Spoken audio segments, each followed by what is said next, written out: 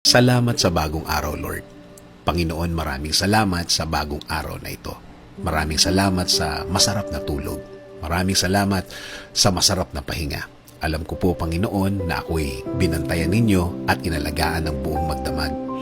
Haharapin ko po, Lord, ang araw na ito na puno ng pag-asa sa aking puso't isipan, sa aking buong pagkatao, sa aking buong araw ngayon. Alam ko po, Lord, na hindi mo ako iiwan ngayong araw na ito at patuloy niyo akong sasamahan at bibigyan ng guidance. Maraming salamat dahil ginising mo ako ngayong umagang ito at alam kong ang araw na ito ay magiging blessed dahil andyan ka, Lord. Punuin niyo po, Lord, ng kasiyahan o joy ang aking puso. Ipaalala niyo po sa akin kung gaano ako ka-blessed sa araw na ito.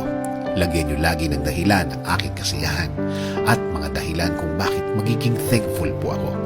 Kapag pumasok na po ang problema sa aking araw ngayon, i-remind niyo po ako ng inyong pagmamahal, ng inyong presensya, ng inyong kabaitan, ng inyong pag-aalaga, na kayo po ay laging andyan para ako'y alalayan.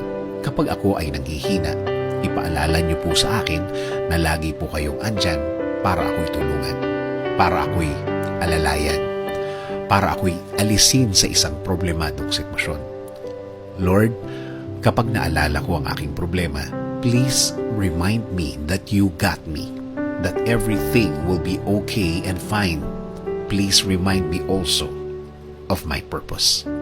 Kung bakit ako nasa mundo, kung bakit ako nabuhay, kung bakit ako andito para sa araw-araw, para paglingkuran kayo at mahalin.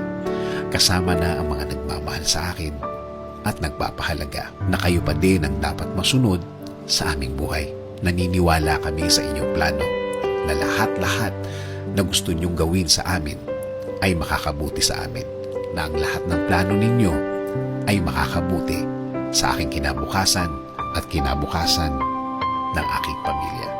Lord, patuloy niyo pong pasukin ang aking buhay.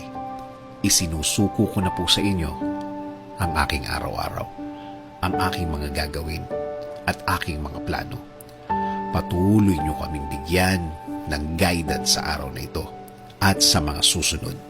Alam ko po, Lord, na ang araw na ito ay mas mabuti, mas maganda, mas produktibo kesa kahapon. Dahil ang lahat ay magbabago kapag kasama ka namin, Lord. In Jesus' name we pray. Amen. Sabi nga sa Lamentations 3:22-23, "The steadfast love of the Lord never ceases. His mercies never come to an end.